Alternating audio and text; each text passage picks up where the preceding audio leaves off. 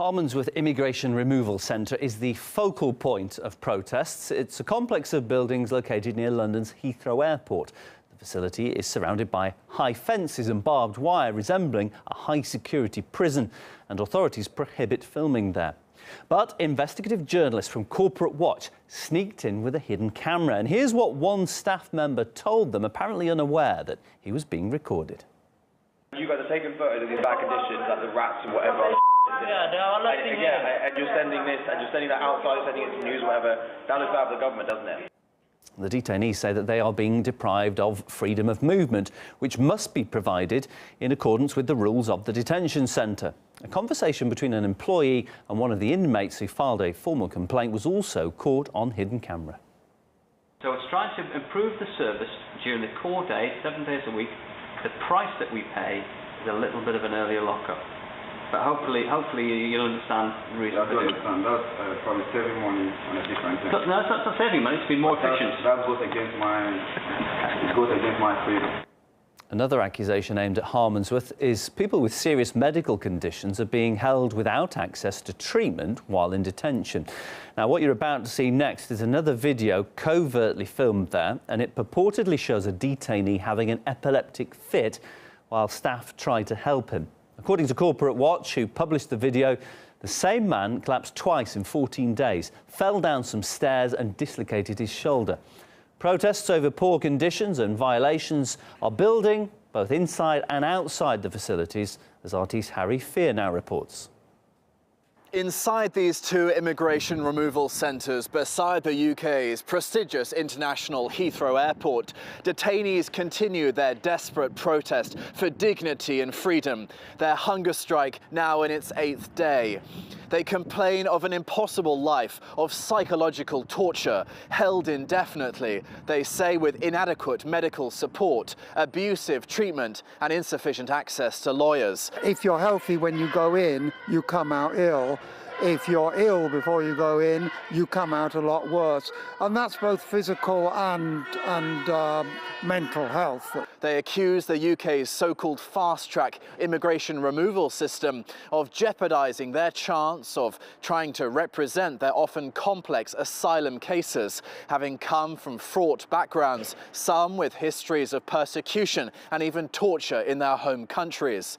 But protesters on the outside have also been offering their solidarity and moral support, joining in chants with detainees in the courtyards just the other side of these oppressive barbed wire fences. Everyone is behind you. The detention inquiry has already said that people should not be detained for more than 28 days, and the High Court has ruled that fast track is unlawful. Experts say this centre, Harmondsworth, is really like a Category B prison, and you can see the metal bars on the windows.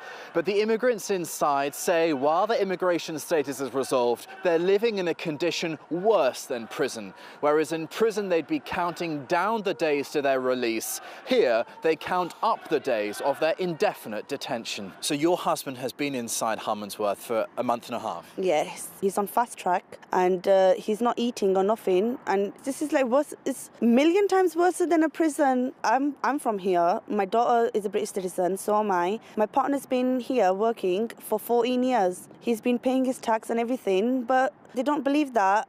Like, she's always crying and asking for him, where's daddy, where's daddy? The mainstream media in the UK are still yet to really report this crisis, but RT's been speaking to some of those desperate detainees who've been able to reach out from inside. Many have spouses and children they've been tragically estranged from, some for months. We've received unverified reports from detainees that some cell phones have been confiscated by guards. At Britain's largest immigration removal centre, I'm Harry Fear, RT. The Harmondsworth Detention Centre has drawn controversy in the past with reports of riots and suicides. And the facility has been run by various private companies over the years. Last month, the UK Home Office ordered a review of detainee welfare. It insisted that detention and removal are essential parts of effective immigration controls and claims that they take the dignity and respect of detainees seriously. But some human rights activists who point to mistreatment and a lack of medical help say the problem is being underreported. Access to healthcare is a big concern. So we have dealt with some cases where people who are seriously ill have not accessed the healthcare that they need. We've seen cases where people who have been trafficked to the UK, people who've been tortured, people with very serious mental health problems are held in detention. We deal with cases where parents are in detention, separated from their children in the community, on all these cases without any time limit. I think there needs to be urgent attention from the media and the public about how people are being treated. There's a lot of racism in Britain and xenophobia, which means that asylum seekers and refugees are a sort of unpopular group for the media to show sympathy towards. And that's how the situation's been allowed to develop, where people are being locked up for long periods of time. And that's something that has to be challenged and has to be overcome.